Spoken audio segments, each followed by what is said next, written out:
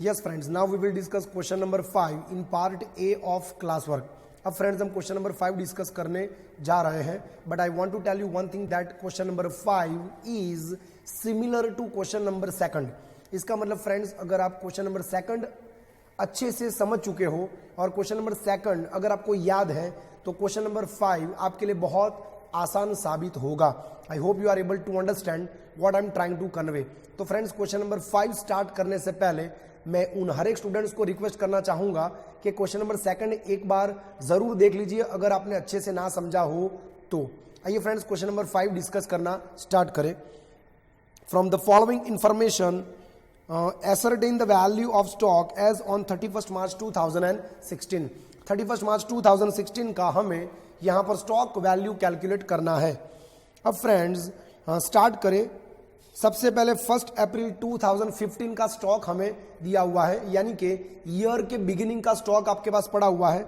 It's 1,42,500 rupees. अब friends, इसी opening stock के बारे में इन लोगों ने हमें कुछ इंफॉर्मेशन दिया हुआ है, वो इंफॉर्मेशन में कनेक्ट करना चाहूंगा. यानी कि ये जो पॉइंट है, ये जो आप नीचे पैराग्राफ देख रहे हो, वो पैराग्राफ इसी ओपनिंग स्टॉक के रिलेटेड है. आप देखना चाहो तो देख सकते हो. At the time of valuing stock as on 31st March 2015. इसका मतलब क्या फ्रेंड्स, 31st मार्च 2015 को जब हम स्टॉक का वैल्यूएशन करने गए थे तब. अब 31st March 2015 means can I से कि ये प्रीवियस ईयर का एंड, यानी कि प्रीवियस ईयर के क्लोजिंग स्टॉक की बात कर रहे हैं. यस सर, क्योंकि मेरा करंट अकाउंटिंग ईयर एंड कब हो रहा है? मेरा करंट अकाउंटिंग ईयर एंड हो रहा है 31st मार्च 2016 को. I hope you are able to understand. तो अगर मेरा करंट अकाउंटिंग ईयर एंड हो रहा है 31st मार्च 2016 को, तो मेरा प्रीवियस अकाउंटिंग ईयर एंड कब हुआ होगा? 31st मार्च 2015 को. यस और नो? Yes sir. तो अल्टीमेटली ये प्रीवियस ईयर का एंड हुआ. यस और नो? Yes sir. अब क्या बोल रहे इस पैराग्राफ में, केयरफुली रीड करो. Eight the time of valuing stock on 31st March 2015. मैंने इन्वेंट्री के हर एक क्वेश्चन में अब तक ये बोला है कि डेट, मंथ एंड ईयर, ये तीनों चीजें दिमाग में क्लियर करो पहले. अंधाधुंध फायरिंग नहीं चलेगा. Eight the time of valuing stock on 31st March 2015. इसका मतलब जब हम 31 मार्च 2015 को स्टॉक का वैल्यू गिनने गए तब कुछ हुआ था फ्रेंड्स. देखते क्या हुआ था. A sum of rupees 17,500 was return off. Gujarati में बोलू तो मांडी वाड़ू. रिटर्न ऑफ करना मतलब सिंपल लैंग्वेज में बोलू तो माइनस करना. यानी फ्रेंड्स, जब हम पिछले साल के एंड में, आई एम रिपीटिंग, जब हम पिछले साल के एंड में स्टॉक का वैल्यू गिनने गए थे तब हमने 17,500 माइनस किया था. बट किस में से माइनस किया था वो तो देखो. It was return of on a particular item which was originally purchased for 50,000 rupees. यानी एक इन्वेंट्री, एक आइटम ऐसा था कि जो ओरिजिनली हमने परचेज किया था 50,000 में. So I can say cost price is 50,000.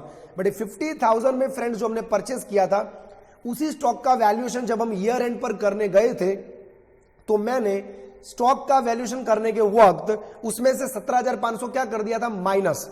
इसका मतलब यूज योर कैलकुलेटर. 50,000 माइनस 17,500. इसका मतलब क्या फ्रेंड्स, इसी 50,000 की कॉस्ट प्राइस वाले स्टॉक का वैल्यूएशन मैंने 32,500 32,500 से किया था. सर 32,500 कैसे आया? 50,000 minus 17,500. Use your calculator, you will get that figure 32,500 rupees. अब फ्रेंड्स, इसी चीज को मैं यहां पर थोड़ा लिख के समझाना चाहूंगा. Give heading question number 5. अब मैं फ्रेंड्स जो लिखने जा रहा हूं वो आपके कॉन्सेप्ट को क्लियर करने के लिए मैं लिखने जा रहा हूं. अब फ्रेंड्स, पिछले साल के एंड में क्या हुआ था? प्रीवियस ईयर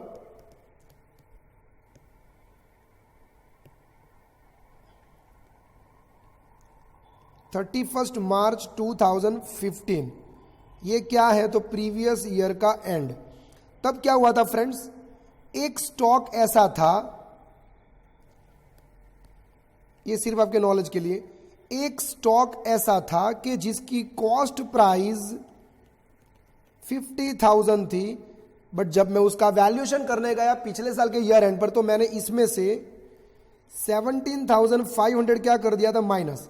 यानी इसी स्टॉक का वैल्यूएशन मैंने कितने प्राइस से किया होगा 32,500, जिसे आप अल्टीमेटली NRV भी बोल सकते हो, नेट रियलाइजेशन वैल्यू, यानी कि एस्टिमेटेड सेलिंग प्राइस। यानी पिछले साल में मुझे ऐसा लगा था कि 50,000 का इन्वेंट्री अगर मैं नेक्स्ट ईयर में बेचने जाऊंगा तो मुझे 32,500 रुपया मिल सकता है, यानी 17,500 का लॉस हो सकता है। और उसी को मद्देनजर रखते हुए मैंने 17,500 के लॉस को पिछले साल में ही रिकॉर्ड कर दिया था। सर कैसे रिकॉर्ड किया था? स्टॉक वैल्यूएशन का रूल अप्लाई करके। स्टॉक वैल्यूएशन का प्रिंसिपल क्या बोलता है? That stock is valued at cost और NRV which ever is less. Cost और NRV में से जो कम हो उस प्राइस पर रिकॉर्ड करें। यानी पिछले साल में मैंने इसी स्टॉक को जो मैंने 50,000 में खरीदा था उसको मैंने कौन सी प्राइस पर रिकॉर्ड किया होगा? मैंने 32,500 पर रिकॉर्ड किया होगा।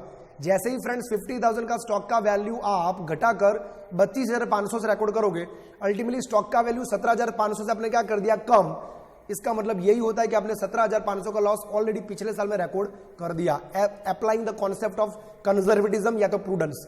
आई होप यहां तक आपको सब चीजें समझ में आ रही है। ये पिछले साल में हुआ था, यस और नो? Yes sir. अब पिछला साल प्रीवियस ईयर हमारा एंड कब हुआ था? सर प्रीवियस ईयर हमारा एंड हुआ था, ये रहा 31 मार्च 2015 को। कैन आई से 31 मार्च 2015 जो मेरा पिछला साल एंड होने का डेट है, तो मेरा करंट ईयर स्टार्ट कब होगा? मेरा करंट ईयर स्टार्ट होगा 1 अप्रैल 2015। यस और नो?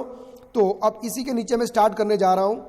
तो 1 अप्रैल 2015, ये मैं क्या लिखूंगा? Current year beginning. यस और no? Yes sir, current year का बिगिनिंग। चलिए अब इसके साथ हम शुरुआत करते हैं।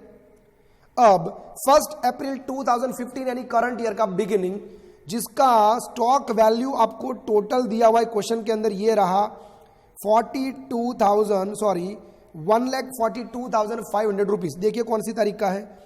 1 अप्रैल 2015 यानी करंट ईयर का बिगिनिंग बोलो या तो प्रीवियस ईयर का एंडिंग बोलो, बात तो एक ही है। अब टोटल स्टॉक वैल्यू जो आपने शो किया है, total stock value is ₹1,42,500, but इसको अच्छे से बाइफरकेट करना आपको आना चाहिए।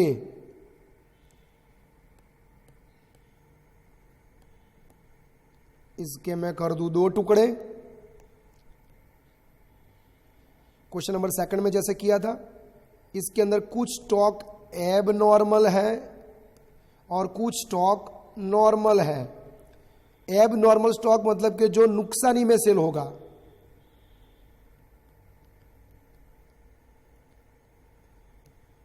एब नॉर्मल स्टॉक मतलब कि जो नुकसानी में सेल होगा, यानी इसका जो सेल्स होगा वो नुकसानी में होगा, सेल्स एट अ लॉस। और नॉर्मल स्टॉक मतलब कि जो नॉर्मली प्रॉफिट पर बिकता है। अगर कोई भी ट्रेडर होगा तो वो नॉर्मली स्टॉक प्रॉफिट ऐड करके ही सेल करता है। यस और नो? Yes sir. वो नुकसानी पर सेल कब करेगा? जब डिफेक्टिव्स होगा तो डैमेज होगा तभी। तो वो कभी कभार ही होता है, that's why it is called एब नॉर्मल स्टॉक। एंड नॉर्मल मतलब कि जो नॉर्मली प्रॉफिट पर बिकता है, सेल्स एट प्रॉफिट। चलो यहां तक सब क्लियर है? Yes sir. अब ये टोटल जो 1,42,500 का जो आप ओपनिंग स्टॉक दे रहे हो उसके मुझे 2 टुकड़े करने हैं। तो कैन आई से 1,42,500 के अंदर जो एब नॉर्मल स्टॉक होगा वो 32,500 से होगा। सर कैसे? तो ये करंट ईयर का बिगिनिंग है, इसको आप प्रीवियस ईयर का एंड भी बोल सकते हो।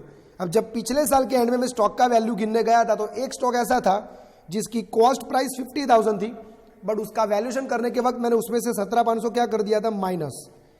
और इसी स्टॉक को मैंने कितने से रिकॉर्ड किया था? 32,500 से। यानी मुझे पिछले साल में ऐसा लगा था कि 50,000 वाले स्टॉक को बेचने जाऊंगा तो 32,500 ही मिल पाएगा, यानी 17,500 का लॉस होगा, ऐसा मुझे लगा था। इट इज कॉल्ड एब नॉर्मल स्टॉक, क्योंकि नुकसानी में बिकेगा ऐसा मुझे लग रहा था। तो मैंने पिछले साल में ही कंजर्वेटिज्म और प्रूडेंस अप्लाई करके उस लॉस को रिकॉर्ड कर दिया और मैंने स्टॉक को रिकॉर्ड किया होगा 32,500 से। आई होप यहां तक की चीजें क्लियर है। तो कहना ही से कि इस 1,42,500 के अंदर एब नॉर्मल वाला स्टॉक कितना? तो 32,500। तो रिमेनिंग स्टॉक कहना ही से it will be normal. Yes sir, use your calculator. 142,500 142,500 ये टोटल, उसमें से एब नॉर्मल हटा दीजिए। उसमें से एब नॉर्मल मैंने हटा दिया 32,500। तो 1,42,500 उसमें से एब नॉर्मल यानी कि 32500 हटा दो। सो जो बैलेंस आएगा वो आएगा 1,10,000, जिसको मैं यहां पर क्या बोलूंगा, एब, जिसको मैं यहां पर बोलूंगा नॉर्मल स्टॉक। आई होप यहां तक कि सब कैलकुलेशंस आपको समझ में आ गई है। तो ये जो ओपनिंग स्टॉक हमें टोटल दिया था 1,42,500, उसका बाइफर्केशन हमें मिल चुका है। एब नॉर्मल 32500 एंड नॉर्मल 1,10,000।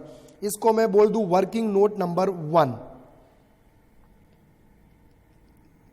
ये आप लोगों को भी ड्रॉ कर देना है फ्रेंड्स, वर्किंग नोट नंबर 1। चलिए ये क्लियर। अब एक और वर्किंग नोट भी आएगा, बाइफर्केशन ऑफ सेल्स। एक और भी वर्किंग नोट आएगा, बाइफर्केशन ऑफ सेल्स, बट वो थोड़ी देर बात करते हैं। उसके पहले जैसे क्वेश्चन नंबर 2 मैंने आपको ट्रेडिंग अकाउंट ड्रॉ करके भी समझाया था और प्लस माइनस करके भी समझाया था। दोनों में से जिस किसी भी तरीके से आप करना चाहो डेफिनेटली कर सकते हो, बट डेफिनेटली ये जो क्वेश्चन है वो ट्रेडिंग अकाउंट से फटाफट सॉल्व हो जाएगा, तो हम ट्रेडिंग अकाउंट से ही देख लें। अगर कोई स्टूडेंट एडलेस से देखना चाहते हैं प्लस माइनस से, तो डेफिनेटली वो क्वेश्चन नंबर 2 का वीडियो लेक्चर ओपन करके प्लस माइनस से भी हमने उसमें किया हुआ है, तो आप वो भी देख सकते हो। I hope you are able to understand. तो अब मैं नीचे यहां पर ट्रेडिंग अकाउंट ड्रॉ कर दूं।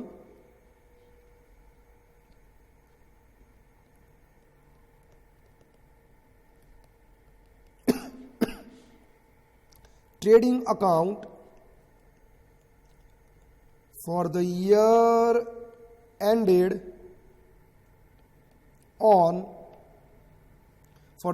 ended on 31st March 2016। Trading account for the year ended on 31st March 2016। अब फ्रेंड्स यहां पर फॉर्मेट ड्रॉ कर दे फटाफट ट्रेडिंग अकाउंट का।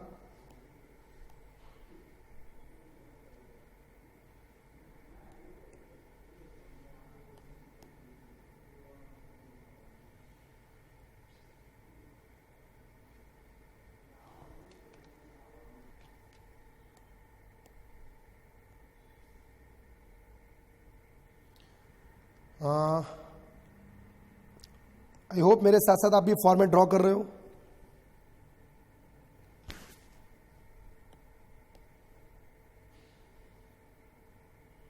चलो ये फॉर्मेट रेडी हो गया, जैसे क्वेश्चन नंबर 2 में हमने किया था।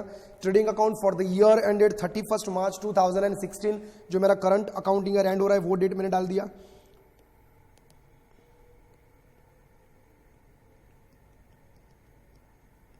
Particulars, abnormal, normal, particulars, abnormal and normal. Start करें फ्रेंड्स। सबसे पहले ओपनिंग स्टॉक। अब टोटल ओपनिंग स्टॉक तो हमें पता है इट्स 1,42,500, बट उसको हम यहां पर 2 कैटेगरी में बाइफरकेट करके शो करेंगे, एबनॉर्मल एंड नॉर्मल। एबनॉर्मल जो हमने वर्किंग नोट नंबर 1 में कैलकुलेट कर लिया 32500 और normal 1,10,000। I hope the picture is very much clear. आइए फ्रेंड्स क्वेश्चन में वापस चले जाए। उसके बाद हमें परचेजेस दिया हुआ है पूरे ईयर का 7,62,500। डेफिनेटली ये करंट ईयर का ही परचेज माना जाएगा। सर ये नॉर्मल स्टॉक है क्या एबनॉर्मल? कुछ भी ना बोला हो तो फ्रेंड्स नॉर्मल स्टॉक ही माना जाता है। तो 2 परचेजेस,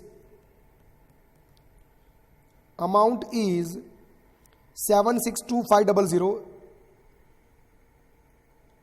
7,62,500। उसके बाद फ्रेंड्स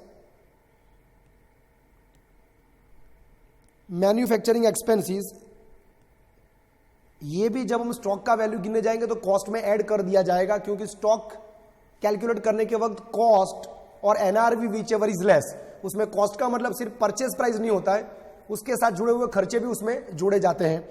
तो मैन्युफैक्चरिंग एक्सपेंसेस को भी मैं यहां पर ही जोड़ दूंगा।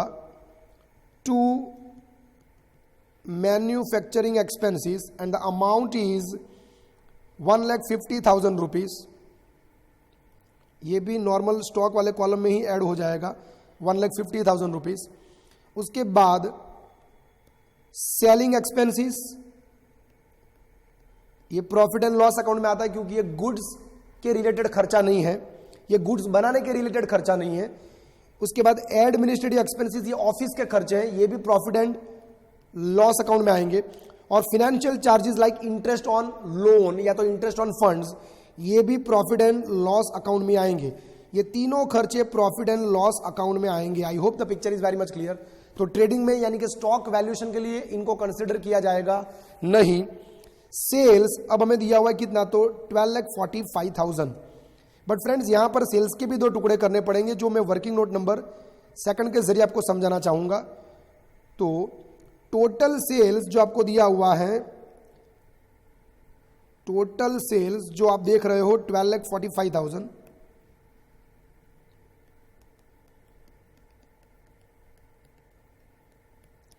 इसके भी दो टुकड़े होंगे फ्रेंड्स,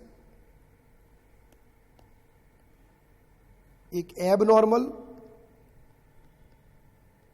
एंड दूसरा नॉर्मल। सर ये कैसे? तो उसी पैराग्राफ में वापस चले जाओ। पिछले साल के एंड में जो आपने 17,500 माइनस किया था स्टॉक वैल्यूएशन के वक्त, जिसकी ओरिजिनल कॉस्ट थी 50,000 और उसको आपने रिकॉर्ड किया था 32,500 से, it was sold during the year. Definitely current year में बेचेंगे क्योंकि पिछले साल में जो क्लोजिंग स्टॉक में था वो इस साल का ओपनिंग बनेगा, तो बेचा कब होगा? इसी साल। कितने में बेचा? 45,000 में बेचा। तो इसी का सेल्स हुआ 45,000। तो कहना इसे टोटल सेल्स जो है आपका इस साल का 12,45,000। इस 12,45,000 के अंदर कहना इसे एब नॉर्मल स्टॉक का जो सेल्स प्राइस होगा वो 45,000 होगा। Yes sir. तो रिमेनिंग सेल्स का जो सेल्स प्राइस होगा उसको मैं क्या बोलूंगा? Normal sales. वो आ जाएगा 12 lakh rupees. I hope the picture is very much clear. Yes sir. ये नॉर्मल सेल्स मतलब इसके ऊपर जो प्रॉफिट मार्जिन अप्लाई होगा वो कौन सा अप्लाई होगा? क्वेश्चन में डेफिनेटली बोला हुआ होना चाहिए। आगे लिखा हुआ है, पढ़िए। Bearing the transaction relating to these item, यानी इस एब नॉर्मल आइटम को छोड़ के, बेरिंग मतलब कि उसको छोड़ के, the gross profit earn during the year, यहां पर प्रिंटिंग एरर है तो आपको बाकी का सेंटेंस पूरा कर देना है। The gross profit earn during the year is 20% on selling price. Selling price का 20%। अब फ्रेंड्स ये 12 लाख मेरा ऑलरेडी सेलिंग प्राइस है, आप देख सकते हो ये ऑलरेडी मेरा सेलिंग प्राइस है। ये सब सेलिंग प्राइस ही है, इतना तो पता चलना ही चाहिए। ये ऑलरेडी मेरा सेलिंग प्राइस है। तो अगर मुझे, चलो पहले मैं काम करता हूं, यहां पर सेल्स लिख देता हूं। बाय सेल्स टोटल तो पता है 12,45,000, बट उसका बाइफर्केशन भी अभी मिल चुका है। 45,000 एब नॉर्मल वाले कॉलम में और 12 लाख नॉर्मल वाले कॉलम में। अब एंड में मुझे यहां पर मिलेगा, कहना इसे ग्रॉस प्रॉफिट। ग्रॉस प्रॉफिट का मतलब होता है profit on sale of goods, यानी गुड्स बेचने पर जो मिलता है प्रॉफिट, उसको बोलते हैं ग्रॉस प्रॉफिट। अब देखिए पहले एब नॉर्मल वाला कॉलम, 45,000 माइनस 32,500, 45,000 माइनस 32,500, यह आ जाएगा 12,500, 12,500। फ्रेंड्स जब क्लोजिंग स्टॉक की बात होगी तो डेफिनेटली एब नॉर्मल वाले कॉलम में क्लोजिंग स्टॉक क्या आएगा? डैश, क्योंकि जो था वो बेच दिया, बात खत्म। तो क्लोजिंग तो एब नॉर्मल वाला आएगा ही नहीं। 12,500 का प्रॉफिट। अब कुछ स्टूडेंट क्या बोलेंगे, सर बट आप तो बोल रहे थे कि एब नॉर्मल स्टॉक का मतलब ऐसा स्टॉक कि जो नुकसानी पर सेल हो। तो मैं अभी भी फ्रेंड्स उसी पॉइंट के साथ अड़ा हुआ हूं। एक्चुअली में ये स्टॉक नुकसानी पर ही सेल हुआ है। कैसे? तो अगर आप कॉन्सेप्ट क्लियर करना चाहो तो ऐसे क्लियर कर सकते हो। बोलो, ये जो एब नॉर्मल वाला स्टॉक है वो ओरिजिनली कितने में परचेस किया था? कहना इसे ओरिजिनली तो आपने 50,000 में ही परचेस किया था। Yes sir. और मुझे बताओ कि ये स्टॉक फाइनली कितने में सेल हुआ? What is your original selling price? Sir finally तो वो 45,000 में सेल हुआ। तो कितना प्रॉफिट हुआ? सर प्रॉफिट तो है ही नहीं, इसके ऊपर लॉस हुआ कितना? 5,000 का। अब इस लॉस को आपने कैसे रिकॉर्ड किया वो देखते हैं। अब हमने कैसे रिकॉर्ड किया तो समझना, ये मजे वाली चीज है बेटा। हमने प्रीवियस ईयर में रिकॉर्ड कर दिया था लॉस कितना? 17,500। सर कैसे? स्टॉक की वैल्यू आपने 17,500 घटा दी थी, तो पिछले साल में 17,500 का लॉस रिकॉर्ड कर दिया।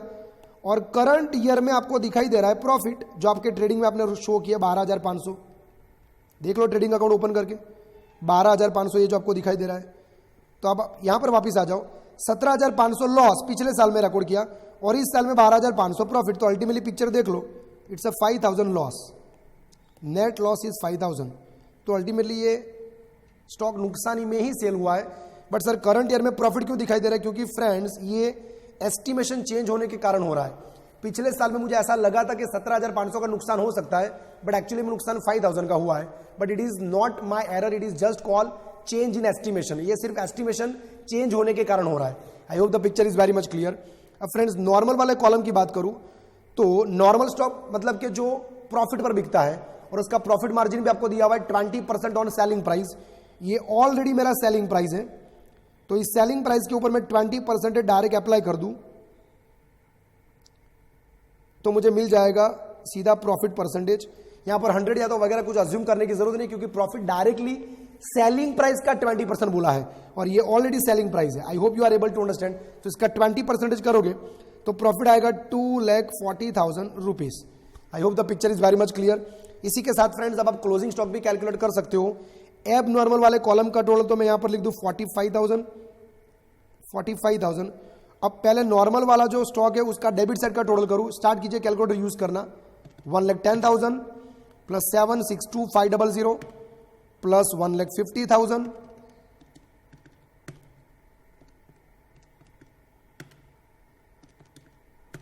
प्लस 2,40,000, तो ये हो जाएगा 12,62,500।